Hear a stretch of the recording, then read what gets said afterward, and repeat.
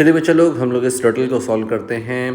पहले आप इसको अपने से एक बार अटेम्प्ट कर लीजिए, उसके बाद हम लोग देखते हैं कि इसमें ए से लेकर एफ तक क्या क्या चीज़ें आ रही होंगी। एक अच्छा रिवीजन टेक्निक भी है, एक अच्छा तरीका है आपके सारे रिएक्शन जो आपने पढ़ा है उसको रिवाइज करने का। तो वीडियो को पॉज कर लीजिए, एक बार सोच लीजिए and then we will start. Okay, so I hope आपने अपना ट्राई कर लिया है। Let us try to understand क्या क्या पॉसिबिलिटीज़ यहाँ पर हैं। सबसे पहला चीज़ यहाँ पे मुझे दिख रहा है एसिटिलीन। ना, एसिटिलीन का one of the very important reaction में से एक है। जब आयरन ट्यूब यहाँ पे हॉट आयरन ट्यूब बोलते हैं, हाई टेम्परेचर मतलब करीब 773 केल्विन के आसपास टेम्परेचर होगा और प्रेशर भी 10 से 30 40 ऐसे ATM प्रेशर होगा। ये NCERT में दिया हुआ है। अगर आप देखिएगा इसको रिएक्शंस ऑफ अल्काइन में, तो यहाँ पे इट विल फॉर्म बेंजीन। ये अरोमेटाइजेशन रिएक्शन है, मतलब एक आप एसिटिलीन से एक बेंजीन बना रहे हो, अरोमेटिक कंपाउंड। तो इसमें 3 मोल्स चाहिए होगा, that is a different thing, but यहाँ पर मुझे उससे मतलब नहीं है। यहाँ मुझे ए मिल गया, यानी acetylene hot iron tube heat temperature में हमें देगा बेंजीन। अब ए अगर बेंजीन है तो बाकी सारे रिएक्शंस एकदम क्लियर हैं कि यहाँ पे HNO3 H2SO4 आपको दिख रहा है। इसका मतलब ये हो गया कि यहाँ पे नाइट्रेशन होने वाला है।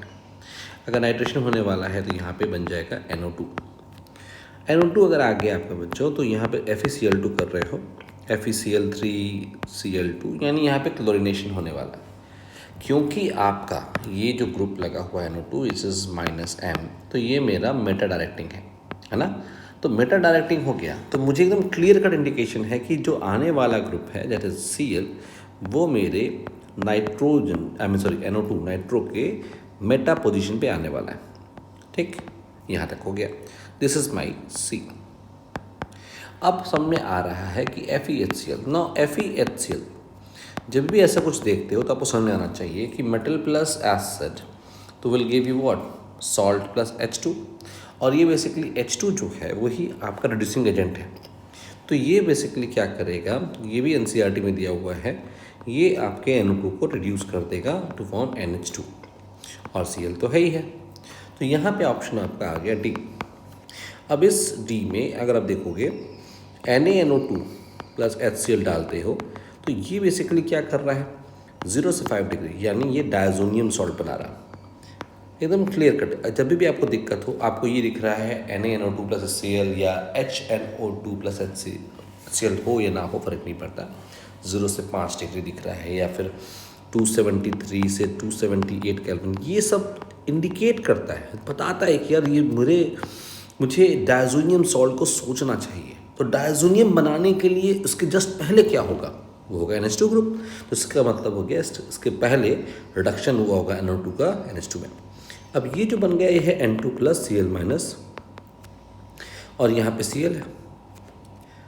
अब यहाँ पे क्या हो जाएगा, यहाँ पे CuBr आ गया HBr ना, याद आ रहा होगा ये हम लोग का कौन सा रिएक्शन है बेटा, ये है बेसिकली सैंडमेयर रिएक्शन। 2 तरह के रिएक्शंस होते हैं, गटरमैन एंड सैंडमेयर। तो आप ऐसे सोचो कि गटरमैन के पास CuHCl होता है, यानी गटर के पास X फैक्टर नहीं होगा, मेयर के पास होता है। यानी अगर मैं यहाँ पे देखूँ Br है, यहाँ पे Cl, तो ये मेरा सैंड मेयर रिएक्शन है। सैंड मेयर रिएक्शन और गटरमैन रिएक्शन में क्या अंतर है, कॉपर हैलाइड यूज़ करते हैं सैंड मेयर में, तो मेयर के पास X फैक्टर होता है। ऐसे याद रखोगे तो ये बहुत जल्दी याद हो जाएगा। So final the product is this F। ठीक है, सो ये आपका A से लेकर, तो हम लोगों ने स्टार्ट किया अल्काइन से और हम लोगों ने अंत किया यहाँ पर रिडक्शन ऑफ नाइट्रो ग्रुप भी देखा, यानी अमीन के चैप्टर में भी आ गया। रिडक्शन की बात कर रहे हैं, डायजोनियम सॉल्ट का रिएक्शन भी थोड़ा सा हम लोगों ने देख लिया, थोड़ा सा आइडिया लग गया होगा। ओके, ऐसे बहुत सारे रिडल्स हम लोग करने जा रहे हैं ताकि आप इस पूरे कॉन्सेप्ट को कभी भूलें ही ना। सो कीप वॉचिंग इट, बार बार कीजिएगा और कोशिश कीजिए कि हर बार चीज़ें थोड़ा फास्ट कर पाएँ। ओके।